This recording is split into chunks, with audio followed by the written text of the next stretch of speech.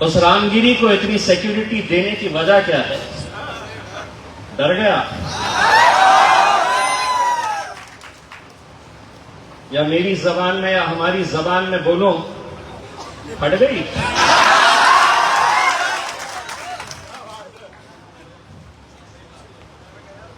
लेकिन मैंने आज से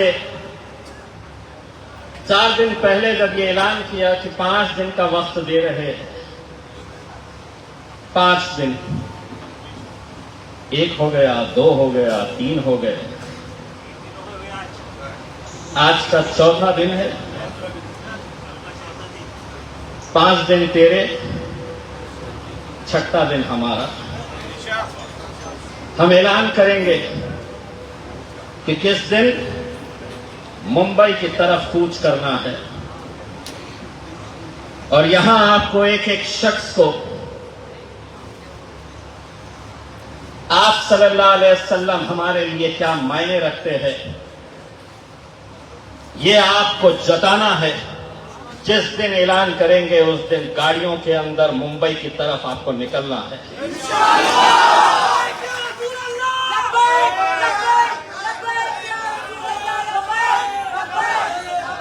ये समझ रहे हैं कि अब सियासी माहौल तो ऐसा हो गया है कि कौन किसके तरफ है, कौन किसका दामन थामे हुए है, किसको अपनी सीट बचा के रखना है, किसको एमएलए का टिकट चाहिए। वो तमाम मुसलमान लीडर्स जो अलग अलग राजनीतिक पार्टियों के अंदर है, उन्हें अपनी कुर्सी बचाने के लिए,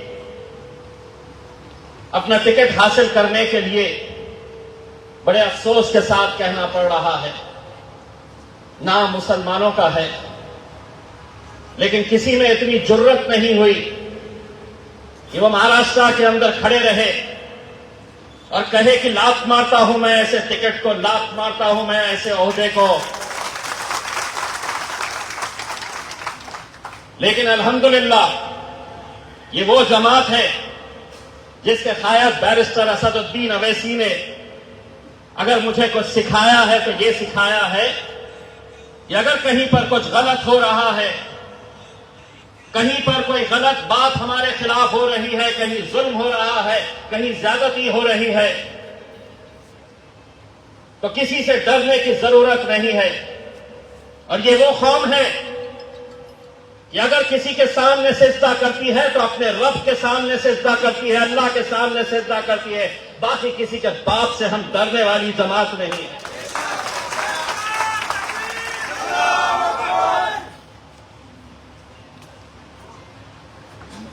रामगिरी के ऊपर कुछ हुआ नहीं तो एक छोटा सा पिद्दू मार्केट में आएगा, उससे भी छोटा।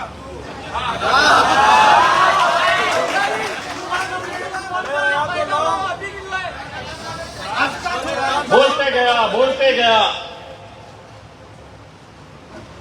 हमने सोचा कि चलिए सड़क पे चलते हैं, बहुत सारे कुत्ते भौंकते हैं, हम नजरअंदाज करते गए तो उसकी हद ये हो गई कि उसने अहमदनगर के जलसे के अंदर कहा कि अगर ये रामगिरी के बारे में तुमको कुछ कहा तो मस्जिदों के अंदर चुन चुन के घुस घुस के मारेंगे। क्या इस राज्य के अंदर कोई कायदा नहीं, कोई कानून नहीं है? ये जुमला अगर इम्तियाज जलील ने कहा होता तो 10 मिनट के अंदर पुलिस पहुंच जाती। लेकिन उसी पुलिस को मैं ये कहना चाहता हूं, अगर देवेंद्र फडणवीस के छोड़े हुए उस पिल्लू के खिलाफ तुम कार्रवाई नहीं करेंगे तो ये समझ लेना कि उससे बेहतर जबान इम्तियाज जलील के मुंह में है। जिस दिन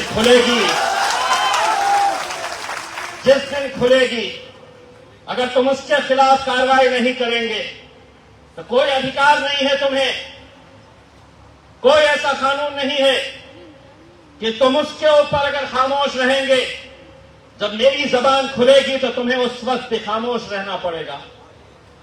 लेकिन तुझ में और हम में ये फर्क है कि हमने कभी भी किसी जात, किसी धर्म, किसी मजहब, किसी भगवान, किसी देवता के बारे में हमने कभी कोई गलत अपशब्दों का इस्तेमाल नहीं किया है। इस मुल्क की खूबसूरती है, तुम अपने धर्म के हिसाब से रहो, हम अपने मजहब के हिसाब से रहेंगे। न मैंने तुमसे कहा है कि तुम मेरे मजहब को अपनाओ, न तुम मुझे ये कह सकते हैं कि मेरे धर्म के हिसाब से तुम्हें चलना पड़ेगा। प्रवचन के अंदर लोग आते हैं तो ये सुनने के लिए आते हैं कि हिंदू धर्म के अंदर क्या अच्छाइयां हैं, एक इंसान बनकर कैसे जीना चाहिए, एक मनुष्य म्हणून कैसा जगायचं, ये सुनने के लिए लोग आते हैं। ये सुनने के लिए नहीं आते हैं कि मेरा धर्म सबसे अच्छा है और दूसरे धर्म सब बकवास है, बेकार है। लेकिन जब उस रामगिरी के ऊपर कोई कार्रवाई नहीं हुई, बल्कि उसे भगवान का दर्जा दे दिया गया, उसके हिमायत के अंदर, उसकी तारीफ में, उसका समर्थन करने के लिए जब मुख्यमंत्री खुद आ गए तो लोगों ने उसके तारीफ के अंदर उसको जुलूस निकालना शुरू कर दिया, जलसे लेना शुरू कर दिया। दूसरे लोगों को लगा कि कुछ भी बोलो, इस राज्य के अंदर कोई कुछ नहीं होने वाला है। हमारा मुख्यमंत्री,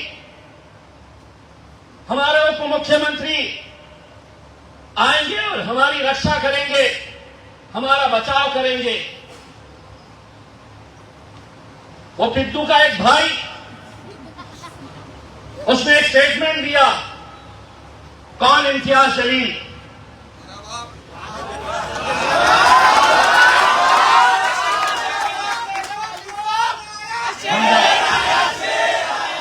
हम जब बंबई आएंगे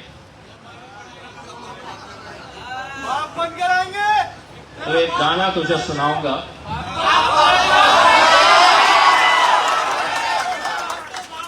बाप तो बाप रहेगा। हम तुम्हारे साथ हैं, हम तुम्हारे साथ हैं।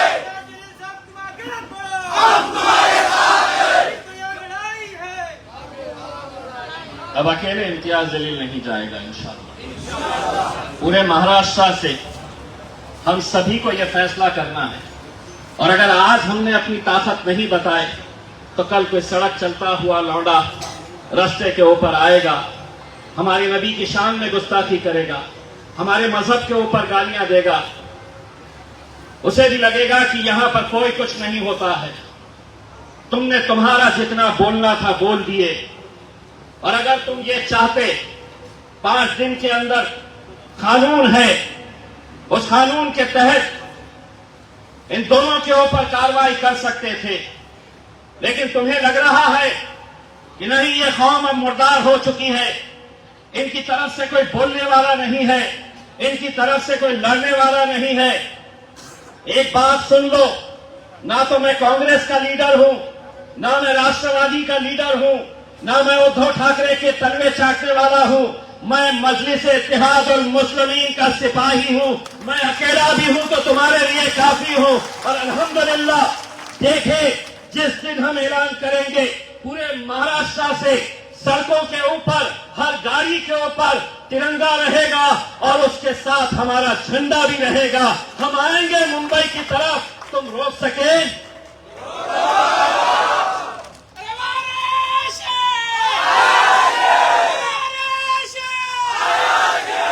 मैंने कुछ साल पहले रिजर्वेशन की एक रैली मुंबई को लेकर गया था।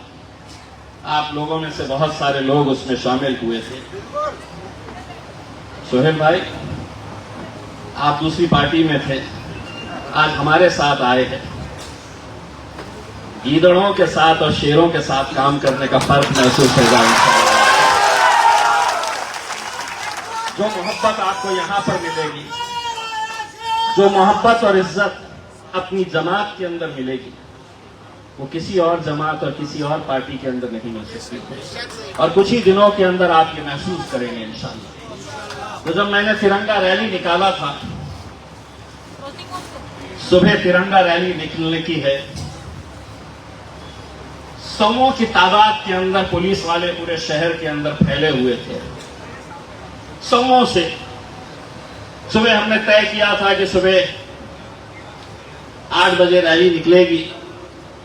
हमने औरंगाबाद के आम खास मैदान के अंदर कहा था कि पूरे गाड़ियां लगा देना। पुलिस वालों ने पूरा अपना दिमाग लड़ाए और उन्होंने ये कहा कि अब इनकी गाड़ियां तो उस मैदान के अंदर रहेगी, हम पूरे मैदान को सुबह 4 बजे आके घेर लेंगे, गाड़ियां निकलने ही नहीं देंगे। अब उनको क्या पता था कि किससे पंगा ले रहे हैं। मुझे जैसे ही खबर मिली, मैंने पूरे गाड़ियां वहां से निकलवा दिया, अलग अलग जगह के ऊपर पहुंचा दिया। 4 बजे जब पुलिस वाले आए तो 3 रिक्शे थे वहां पे, एक मारुति 800 थी। पुलिस वाले बोले कहां है गाड़ियां? मैं बोला इसी में जाने वाले हैं। जब हमने अपने शहर से निकले तो उन्होंने वायरलेस के ऊपर मैसेज भेजा, ज्यादा चिंता नहीं करना, सिर्फ 12 गाड़ियां हैं। वालूस तक पहुंचे तक पता चला कि 55 गाड़ियां तो वालूस से ज्वाइन हो गए। बोले कहां से आ रहे? मैं बोला ऊपर से आ रहे। आगे आगे देखते रहो कितने गाड़ियां और आने वाले हैं। जरा आगे नहीं गए तो बैरिकेड्स लगे हुए। पुलिस ने कहा कि नहीं आगे नहीं जा सकते। मैं जीत के ऊपर था, मैं उतरता, पुलिस वालों से बात करता, वो बैरिकेड हटा देते, मुझे जाने देते। एक नौजवान लड़का था हिंदू समाज का, वो ड्रोन लेकर आया था हमारी रैली कवर करने के लिए। वो हमारे साथ अहमदनगर तक गया। हर जगह के ऊपर, हर थोड़ी दूर के ऊपर गाड़ियों को रुकाया जा रहा था। तो उसने मेरे एक बंदे से पूछा कि ये इम्तियाज साहब गाड़ी के नीचे उतरते, वो पुलिस वाले बोलते आगे नहीं जाने देने का, फिर उन्हें बुलाते, उनको साइड में ले जाते। क्या बात करते थे ऐसा कि वो आता था और बैरिकेड खोल देता था। तो उसको बड़ी फिक्र थी कि आखिर में ये क्या मंत्र ऐसा देते थे कि इतनी पुलिस, बैरिकेड लगे हुए, ये बंदा नीचे उतरता था गाड़ी के, पुलिस वालों को साइड में ले जाता था, कुछ बोलता था, वो खुद आते थे और बैरिकेड खोल देते थे। तो बोले क्या बोलते थे, जरा साहब से पूछो ना। मैं बोला रैली खत्म होने के बाद तुझे बताऊंगा। एक दिन खास मेरे ऑफिस में आया, बोला साहब मैं बंबई तक चला और मुझे भी ऐसा लग रहा था कि आपको बंबई तक नहीं आने देंगे। इतनी पुलिस, इतने बड़े बड़े अधिकारी रोड के ऊपर खड़े रहते थे, आप क्या बोलते थे?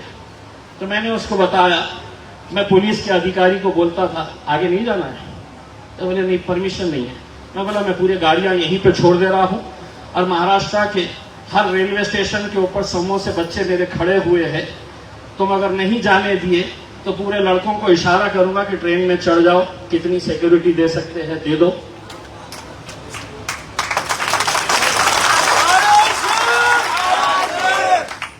वो अधिकारी बेचारा जाता था, डीजी को फोन करता था, मैडम अपन ने इनको आगे नहीं जाने दिए तो वो ट्रेनों में चढ़ने का बोल रहे। एक रोड के ऊपर संभाल नहीं सकते, 50 ट्रेन के अंदर कहां से संभालते।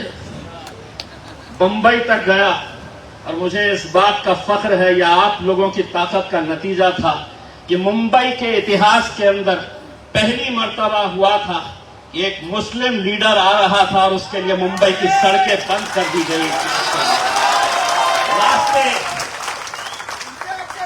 तुम संघर्ष करो, हम तुम्हारे साथ हैं। चलित है तुम संघर्ष करो, हम तुम्हारे साथ हैं।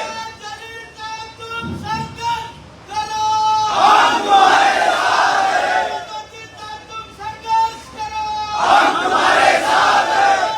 जिंदाबाद, जिंदाबाद, जिंदाबाद।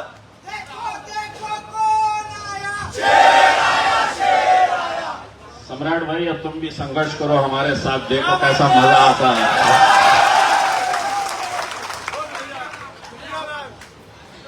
तो मेरे भाइयों, बहुत सारे लोगों ने कहा कि 5 दिन का टाइम दिए हैं, क्या करेंगे, लोग आएंगे, सही में निकलने वाली है क्या रैली, कितने लोग आएंगे, कितने गाड़ियां आएगी करके। मैं आप लोगों से ये अपील करना चाहता हूं, अगर हमको इस मुल्क के अंदर सर उठाकर जीना है, इज्जत के साथ जीना है, सभी मजहब और सभी धर्म के लोगों के साथ में रहना है, तो हमें यह फैसला करना होगा। अभी नहीं कभी नहीं, तो फिर कभी नहीं मेरे भाई। अगर अभी हमने फैसला नहीं किए, बहुत सारे लोग हो सकता है कि अपने कारोबार के अंदर होंगे, बहुत सारे लोगों की नौकरियां होगी, किसी की कुछ मजबूरियां होगी। जो आ सकते हैं वो यकीनन तैयारी करे, और जो नहीं आ सकते हैं वो अपने आप सल्लल्लाहु अलैहि वसल्लम की मोहब्बत में, जिसके पास इस्तेताअत है, जो 2 पैसे खर्च कर सकता है, उसमें 2 गाड़ी का इंतजाम करे, ताकि मैं नहीं आ रहा हूं लेकिन जो जाना चाह रहा है उसकी इस्तेताअत नहीं है, उसके पास इतना पैसा नहीं है कि वो जाना चाह रहा है, लेकिन गाड़ी कहां से लाऊं, बंबई तक कैसे जाऊं, तो वो लोगों की जिम्मेदारी रहेगी मेरे भाई। वरना आज हम खुद अपने आप से, अपने नबी करीम के साथ हम धोखा करेंगे। हमसे हश्र में पूछा जाएगा, हमारे आप सल्लल्लाहु अलैहि वसल्लम की उम्मत से यह पूछा जाएगा कि जब मुझ पर उंगलियां उठाई जा रही थी तो तुमने क्या किए। डरने वाले कोई और होंगे। हम अपने हुकूक की लड़ाई लड़ रहे हैं, तुम्हें उचकाया जा रहा है कि जाओ तुम्हें क्या करना है। हम किसी के खिलाफ कोई कार्रवाई नहीं करेंगे। यही पैगाम दिया जा रहा है। 58 एफआईआर रजिस्टर हो जाती है। क्या हम पुलिस स्टेशन के अंदर कागज काले करने के लिए वहां पर जा रहे हैं? हमने देखे हैं कांग्रेस के भी, एनसीपी के भी, उद्धव ठाकरे के साथ भी अब मुसलमान जुड़े हुए हैं। इतना बड़ा मुद्दा, 8 लोग जाते हैं, कोई एसपी को मेमोरेंडम देते हुए फोटो खिंचाते हैं, बाहर यूट्यूब वालों को बुलाते हैं, सोशल मीडिया के ऊपर अपनी नाराजगी जताते हैं। बस खत्म मामला कि हमने भी एहतजाज किए हैं। हम जब सड़क पे निकलेंगे तो हम ये नहीं देख रहे कि इसमें सिर्फ मजलिस वाले रहेंगे। मेरा नबी, तुम्हारा नबी एक ही है। पार्टी कोई भी हो, तुम्हारी जो राजनीतिक पार्टी है, तुम उसके साथ जुड़े रहो, मुझे कोई एतराज नहीं। लेकिन जब नबी की बात आएगी, एक मुट्ठी, एक ताकत बनकर सबको खड़े रहने की जरूरत है। भूल जाना किस पार्टी से ताल्लुक रखते हैं।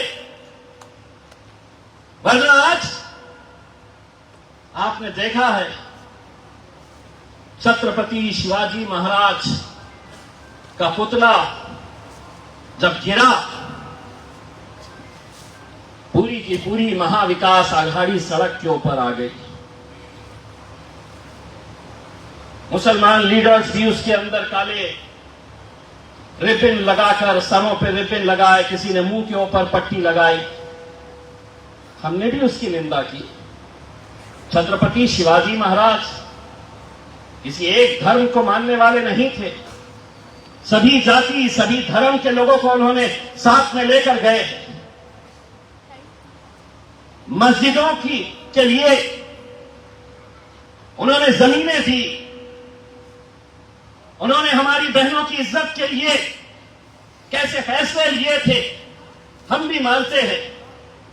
लेकिन क्या ये लीडरों का आपके साथ रिश्ता सिर्फ इलेक्शन तक का रहेगा कि हम वोट मांगने के लिए आएंगे, भाजपा को हराना है, नरेंद्र मोदी को हराना है, मुसलमानों इनको वोट दो। दिए हमने, पूरे मुल्क के मुसलमानों ने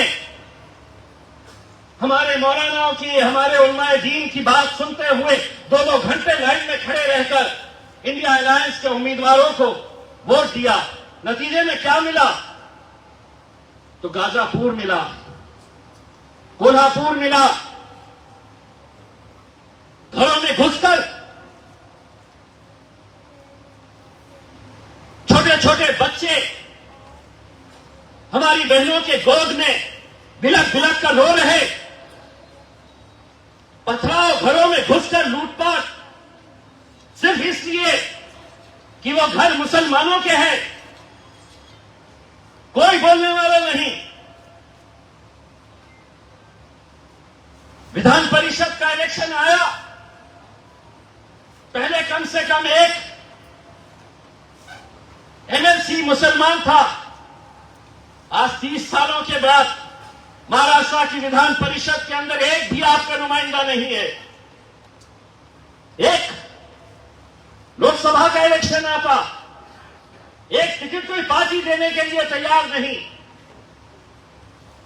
एक टिकट नहीं।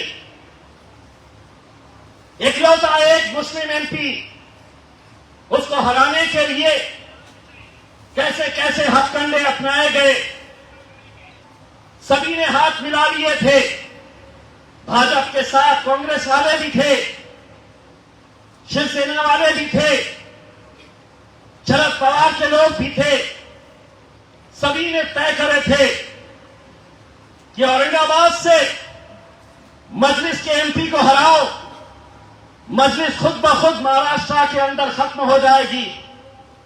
उन्हें इस बात का अंदाजा नहीं था। इम्तियाज जलील हारा जरूर है, ओहदा गया है, जलवे वही है।